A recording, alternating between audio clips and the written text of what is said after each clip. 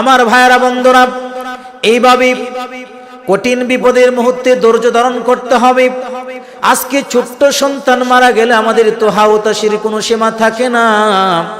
তবে একটা কথা আমি আপনাদেরকে বলে যাই,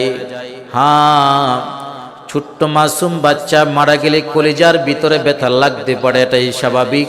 কারণ বিশ্বনবীর কলিজার টুকরা সন্তান যখন এক এক করে 3টা কলিজার টুকরা সন্তান যখন বিদায় নিয়েছিলেন, রাসূলের 7 জন সন্তানের ভিতরে মেয়ে এবং ছেলে, 7 জনের ভিতরে 6 জনই দুনিয়া থেকে বিদায় নিয়েছিলেন। একজন মাত্র ছিলেন হযরতে খাতুনে জান্নাত ফাতেমা রাদিয়াল্লাহু তাআলা আনহা। বিশ্বনবী ধৈর্য ধারণ করেছিলেন, কিন্তু তার চোখ বেয়ে বেয়ে পানির ফোঁটা পড়েছিল। বিশ্বনবীও কান্না করেছিলেন, কেঁদেছিলেন, কিন্তু এভাবে চিৎকার করা যাবে না। যারা চিৎকার না করবে, ধৈর্য ধারণ করবে, কিয়ামতের কঠিন ময়দানে সন্তানগুলো কিভাবে তাদেরকে নাজাতের জন্য আল্লাহর কাছে দোয়া করবেন। কিয়ামতের মাঠ যখন কায়েম হয়ে যাবে, ওই যে দুধের সন্তানগুলো আল্লাহর কাছে ফরিয়াদ করবে, মালিক,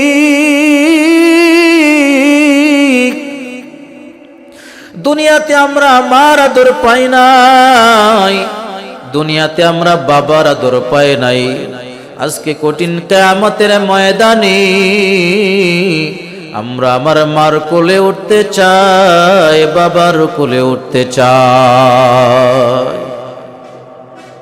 এই কথা বলার পরে 2 জন ফেরেশতাকে আল্লাহ পাক রব্বুল আলামিন মা এবং বাবার সুরত দিয়া ওই সন্তানের সামনে, নাবালক সন্তানের সামনে আনা হবে। নাবালক সন্তান লাফ দিয়া প্রথমে মার কোলে উঠবে, দীর্ঘ নিঃশ্বাস নিয়া তার বুকের মধ্যে নাকটা লাগাইয়া দীর্ঘ নিঃশ্বাস নেবে।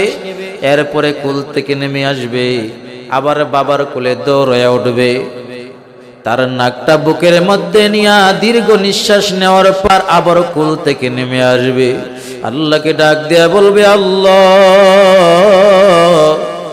দুনিয়াতে মার আদর পায় নাই, দুনিয়াতে বাবার আদর পায় নাই, দুনিয়াতে মার কোলে উঠতে পারি নাই, দুনিয়াতে বাবার কোলে উঠতে পারি নাই।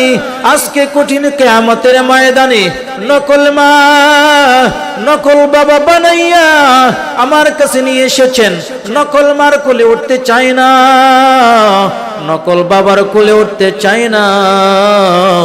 আল্লাহ পাক রব্বুল আলামিন বলবেন, নকল এবং আসল কিভাবে চিনছো এটা বলো, এরপরে তোমাকে তোমার মা বাবাকে এনে দেওয়া হবে।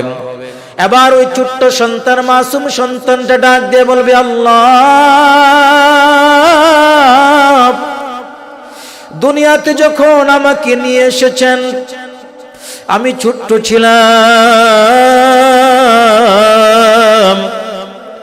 আমি যখন দুনিয়া থেকে বিদায় নিয়েছি আমার বিরহ বেদনায়, বিরহ যন্ত্রণায় আমার মা এত কান্না করেছিল, এত কষ্ট পেয়েছিল।